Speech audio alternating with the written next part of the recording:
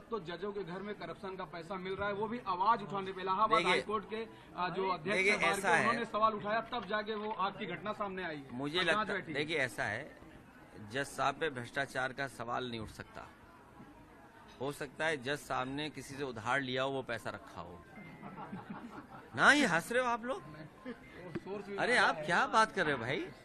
भाई कल को उन्होंने उधार लिया हो, वो रखा हो उन्होंने, लेकिन आप वीडियो ध्यान से देखिए, उसमें एक भगवा रंग का कपड़ा दिखाई दे रहा है उसमें। तो वो पैसा उन्होंने उधार लिया होगा तो रखा होगा। कई बार आग लग जाती है तो उसकी वजह से आग लग गई है। ये तो कुछ पैसा पकड़ा गया है, हमने आपने कई 100 करोड़ पैसा पकड़ा देखा, लेकिन आज तक उसका पता नहीं कि किसका पैसा था। भाई ये उत्तराखंड में पैसा पकड़ा गया, हम लोगों को आप लोग पता ही नहीं है। हम तो चाहते हैं अगर किसी का पैसा ना हो, हम आप लोग ही बांट लें उसको। चुनाव आ रहा है, और याद कीजिए जब समाजवादी पार्टी का बताया था कितना 250 करोड़, याद है आपको? मैं आज भी मांग कर रहा हूं कि हमें पैसा हमारा वापस कर दिया जाए। भाई 250 करोड़ निकले थे, याद है आपको? और ये कहा गया था कि समाजवादी पार्टी के ये कारोबारी हैं, उनका पैसा है। अगर वो पैसा हमारा है तो मैं बीजेपी के लोगों से कहना चाहता हूं वो पैसा हमारा वापस कर दो। और सुनने में आया है तुम 70 करोड़ की बात कर रहे हो, वो पैसा भी उसको वापस हो गया सर, वो पैसा भी उसको वापस हो गया है। जो सरकार हिंदुओं के खो जाने पर हिंदुओं से झूठ बोल रही हो, जो सरकार हिंदुओं के खो जाने पर हिंदुओं से झूठ बोल रही हो, महाकुंभ जैसे पावन पवित्र आयोजन में जिन हिंदू भाई बहनों की, माताओं की, बहनों की जान गई है या खो गए हैं, न उनको सरकार मुआवजा देना चाहती है, न उनको ढूंढना चाहती है, तो ये सनातन लोग हैं क्या? ये सनातनी लोग नहीं हो सकते हैं।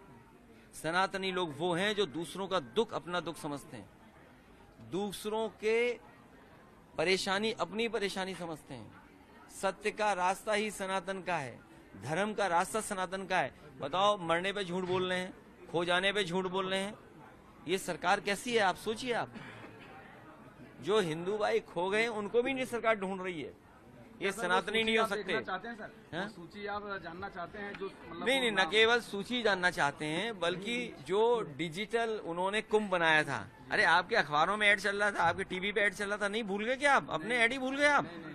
आपके ऐड चल रहा था कि ये डिजिटल कुंभ है, तो इसका मतलब सीसीटीवी था वहाँ, ड्रोन थे।